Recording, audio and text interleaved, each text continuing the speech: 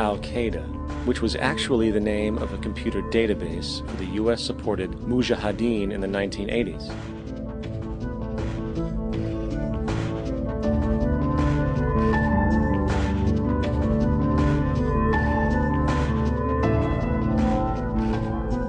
In 2007, the Department of Defense received $161.8 billion for the so-called global war on terrorism. According to the National Counterterrorism Center, in 2004, roughly 2,000 people were killed internationally due to supposed terrorist acts. Of that number, 70 were American. Using this number as a general average, which is extremely generous, it is interesting to note that twice as many people die from peanut allergies a year than from terrorist acts. Concurrently, the leading cause of death in America is coronary heart disease, killing roughly 450,000 each year.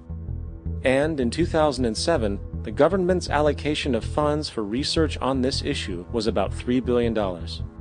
This means that the U.S. government in 2007 spent 54 times the amount for preventing terrorism than it spent for preventing a disease which kills 6,600 times more people annually than terrorism does. Yet, as the name terrorism and Al-Qaeda are arbitrarily stamped on every news report relating to any action taken against U.S. interests, the myth grows wider.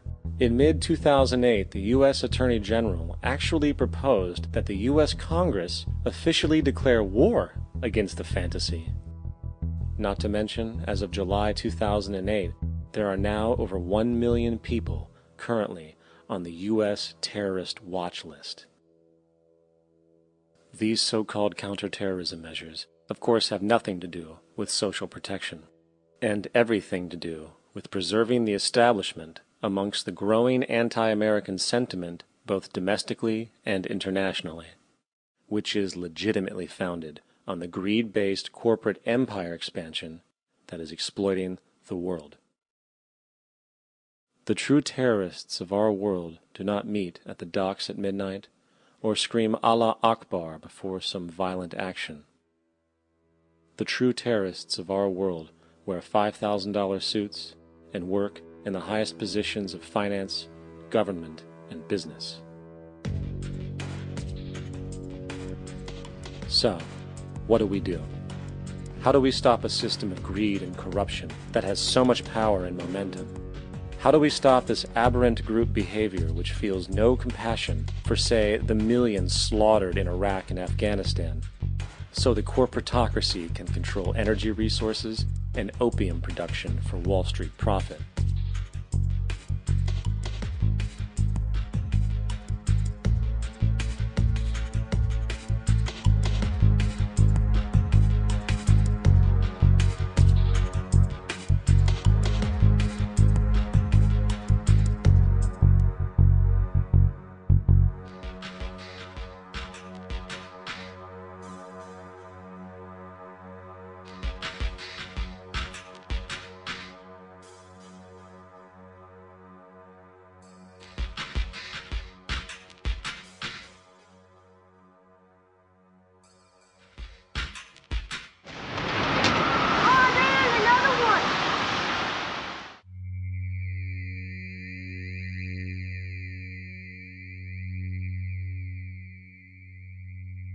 How do we stop a system of greed and corruption that condemns poor populations to sweatshop slavery for the benefit of Madison Avenue? Or that engineers false flag terror attacks for the sake of manipulation? Or that generates built-in modes of social operation which are inherently exploitative? Or that systematically reduces civil liberties and violates human rights in order to protect itself from its own shortcomings? How do we deal with the numerous covert institutions, such as the Council on Foreign Relations, the Trilateral Commission, and the Bilderberg Group, and other undemocratically elected groups which, behind closed doors, collude to control the political, financial, social, and environmental elements of our lives? In order to find the answer, we must first find the true underlying cause. For the fact is, the selfish, corrupt, power, and profit-based groups are not the true source of the problem. They are symptoms.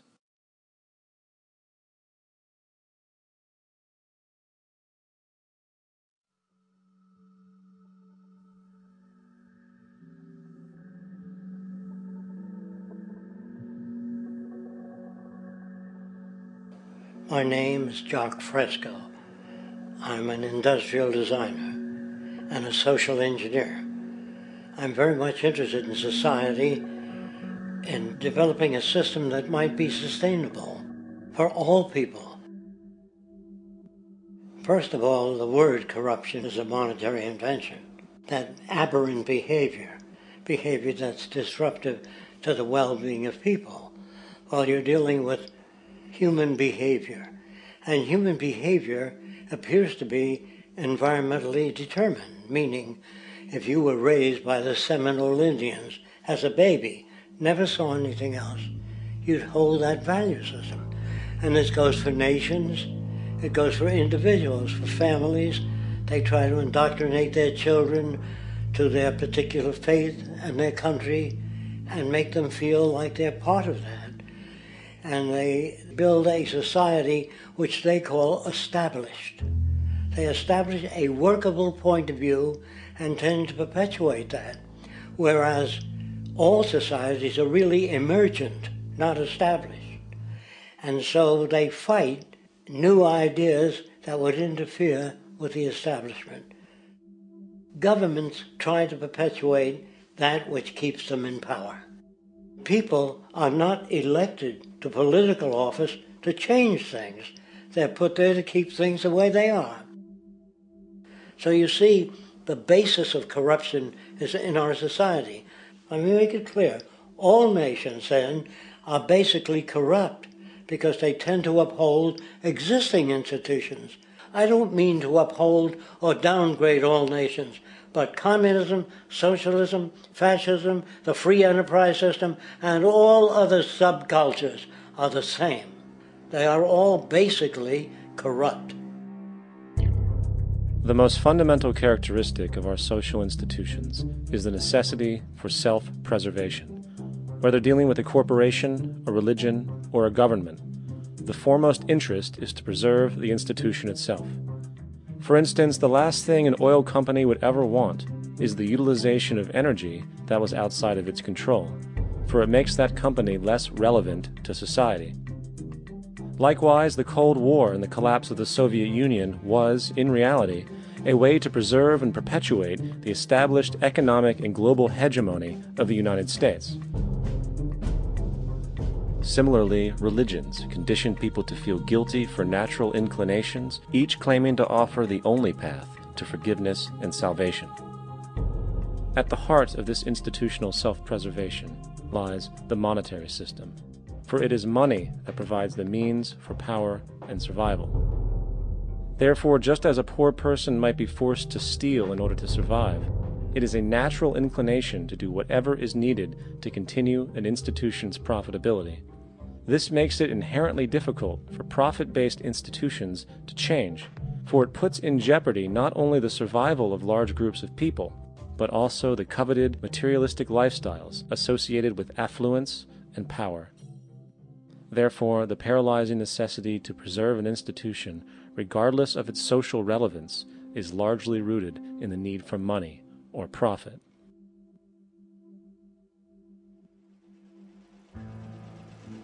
What's in it for me is why people think. And so if a man makes money selling a certain product, naturally he's going to fight the existence of another product that may threaten his institution. Therefore, people cannot be fair, and people do not trust each other. A guy will come over to you and say, I got just the house you're looking for. He's a salesman. When a doctor says, I think your kidney has to come out, I don't know if he's trying to pay off a yacht or whether my kidney has to come out. It's hard in a monetary system